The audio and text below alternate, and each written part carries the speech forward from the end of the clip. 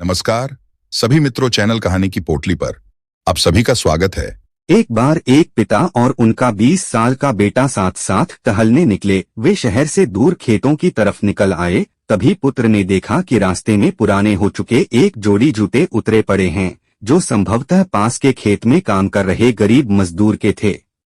पुत्र को मजाक सूझा। उसने पिता से कहा, क्यों न आज की शाम को थोड़ी शरारत से यादगार बनाएं, आखिर मस्ती ही तो आनंद का सही स्रोत है। पिता ने असमंजस से बेटे की ओर देखा।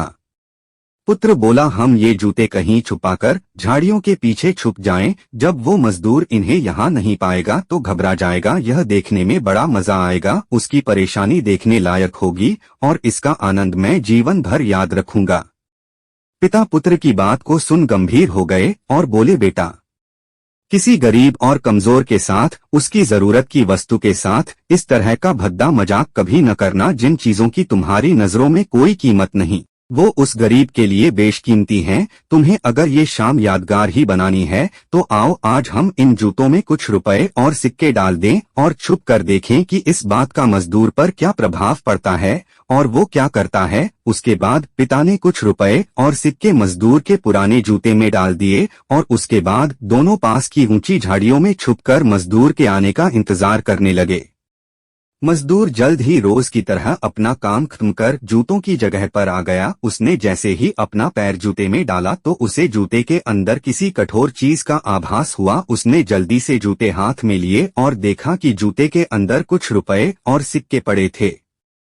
उसे बड़ा आश्चर्य हुआ और वो रुपए और सिक्के हाथ में लेकर बड़े गौर से उन्हें देखने लगा। फिर वह इधर उधर देखने लगा कि यह रुपए किसके हो सकते हैं और उसका मददगार शख्स कौन है। दूर दूर तक उसे कोई नजर नहीं आया तो उसने रुपए और सिक्के अपनी जेब में डाल लिए। अब उसने दूसरा जूता उठाया, उसमें भी रुपए और सिक्के पड़े थे। मजदूर भाव विभोर हो गया। वो घुटनों के बल जमीन पर बैठ आसमान की तरफ देख फूट फूट कर रोने लगा। वह हाथ जोड़ बोला, हे भगवान, आज आप ही किसी रूप में यहाँ आए थे।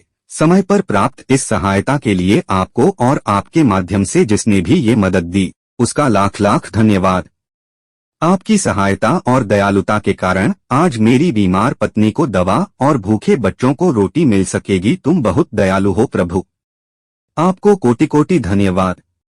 मजदूर की बातें सुन पिता और बेटे की दोनों की आंखें नम हो गई।